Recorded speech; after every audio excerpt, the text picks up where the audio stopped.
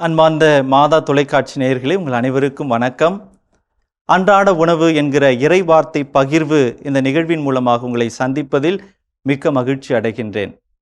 இன்றைய நற்செய்தியில் நம் ஆண்டவர் இயேசு கிறிஸ்து வணங்கா கழுத்துடைய இஸ்ரேல் மக்களை பார்த்து அங்கலாய்த்து கொள்வதை நாம் வாசிக்கின்றோம்.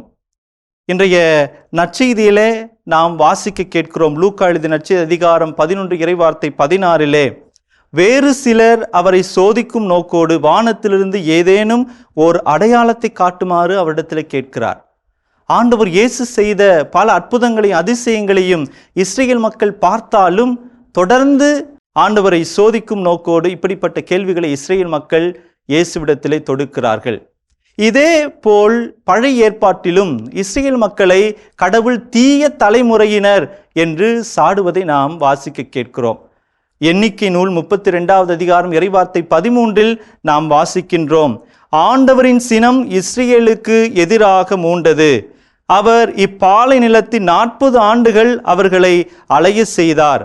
ஆண்டவர் பார்வையில் தீயன செய்த தலைமுறை அனைத்தையும் அழியும் மட்டும் இது நடந்தது. அதே போல இணைச்சட்டம் 1வது அதிகாரம் இறைவார்த்தை 35 இப்படிப்பட்ட ஒரு இறை வார்த்தையை நாம் வாசிக்கிறோம். அன்பார்ந்தவர்களே, இஸ்ரேல் மக்கள் எதற்காக தீய தலைமுறையினர் என்று அழைக்கப்பட்டார்கள் என்று பார்க்கிற போது அவருடைய வாழ்வுதான் காரணமாக இருக்கிறது. அன்பார்ந்த சகோதர சகோதரிகளே, நம்ம எல்லாருக்குமே தெரியும் எப்படிப்பட்ட நிலையிலிருந்து இஸ்ரேல் மக்கள் மீட்டு எடுக்கப்பட்டார்கள் என்று. அடிமை தலைகளாக, அடிமை மக்களாக, அடிமை இனமாக எகிப்திலே துன்புற்று கொண்டிருந்த இஸ்ரேல் இனத்தை கடவுள் மோசே வழியாக பல துன்பங்கள், துயரங்கள், வேதனைகளுக்கு மத்தியிலும் நன்மைகளால், அற்புதங்களால், அதிசயங்களால் வழிநடத்தி கொண்டிருக்கிறார். ஆனால் இஸ்ரேல் மக்கள் கடவுள் செய்த அரும்பெரும் செயல்களை மறந்து கடவுளை அங்கலாய்த்து கொள்ளுகிறார்கள், புலம்புகிறார்கள்.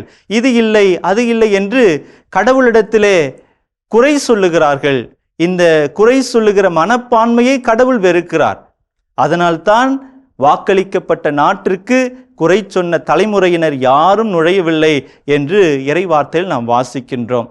அதுபோலத்தான் அன்பார்ந்தவர்களை, இன்றைக்கு நம் ஆண்டவர் இயேசு கிறிஸ்துவை பார்த்து இஸ்ரேல் மக்களில் ஒரு சிலர் இப்படிப்பட்ட ஒரு கேள்வியை கேட்கிறார்கள். எங்களுக்கு அடையாளத்தை காட்டுங்க, நீர் உண்மையான மெசியா என்றால் எங்களுக்கு அடையாளத்தின் வழியாக நிரூபித்து காட்டும் என்று கேட்கிறார்கள்.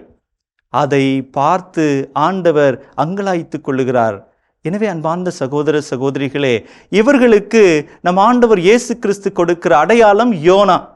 2 முக்கியமான காரணங்களுக்காக நம் ஆண்டவர் இயேசு கிறிஸ்து யோனாவை அடையாளமாக நம்முடைய இஸ்ரேல் மக்களுக்கும் நம்ம எல்லாருக்குமே கொடுக்கிறார். எதற்காக? முதல் கருத்து, மத்தேயு எழுதிய நற்செய்தி அதிகாரம் 12:40 இறை வார்த்தையில் நாம் வாசிக்கிறோம். ஆண்டவர் இயேசு கிறிஸ்துடைய பாடுகள், மரணம், உயிர்ப்பு யோனாவின் வாழ்வோடு ஒப்பிட்டு பார்க்கப்படுகிறது.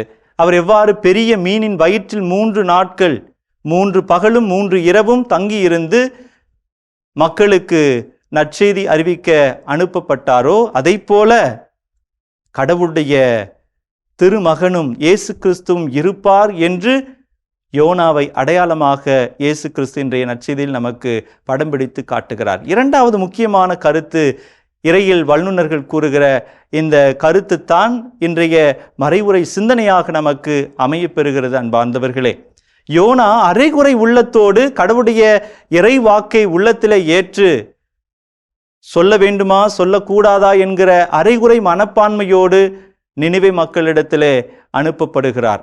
ஆனால் அப்படிப்பட்ட அரைகுறை மனதோடு இறைவாக்கை யோனா அறிவித்தாலும் அந்த இறைவாக்கை ஏற்று நினிவே மக்கள் தங்களுடைய உள்ளத்தை மாற்றிக்கொண்டு கடவுளுக்கு ஏற்ற வழிகளில் தங்களை அர்ப்பணிக்கிறார்கள்.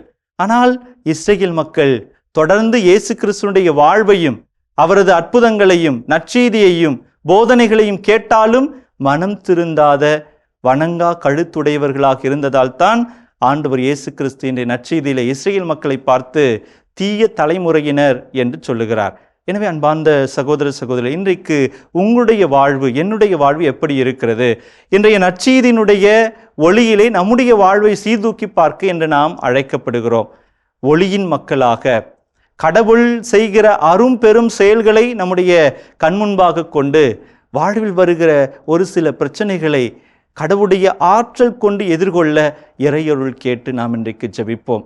வாழ்வில் வருகிற பிரச்சனைகளுக்கு கடவுள் அல்ல காரணம், நாம் தான் என்பதை உணர்ந்து கடவுளை எப்போதும் எல்லா சூழ்நிலையிலும் போற்றி புகழ அருள் வேண்டி சிறப்பாக நாம் இன்றைக்கு ஜெபிப்போம்.